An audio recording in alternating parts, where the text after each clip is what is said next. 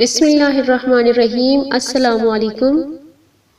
روزے میں شدید ضرورت کے تحت داڑھ نکلوانا جائز ہے، بلا ضرورت داڑھ نکلوانا مکروہ ہے۔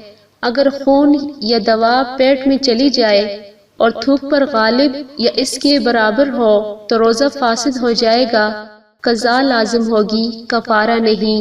دانت کے بارے میں حکم یہ ہے کہ اگر دانت سے خون نکلا اور تھوک کے ساتھ مل کر حلق کے اندر چلا گیا تو دیکھا جائے گا کہ خون زیادہ ہے یا تھوک۔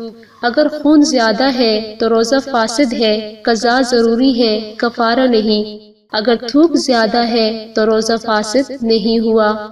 مصنوعی دانتوں کے بارے میں حکم یہ ہے کہ مصنوعی دانت منہ میں لگے رہنے سے روزے پر کوئی اثر نہیں پڑے گا، روزہ بدستور صحیح رہے گا، کیونکہ مصنوعی دانت لگانے کے بعد اصل دانت کے حکم میں ہو جاتے ہیں۔ روزے کے دوران دانت میں درد ہونے کی صورت میں دوائی لگانا منع ہے، کیونکہ اگر دوائی اندر جائے گی تو روزہ فاسد ہو جائے گا، قضا لازم ہوگی، اور اگر دوائی اندر نہیں جائے گی تو اندر جانے کا احتمال ہے، لہٰذا اس احتمال کی وجہ سے روزہ مکروہ ہوگا۔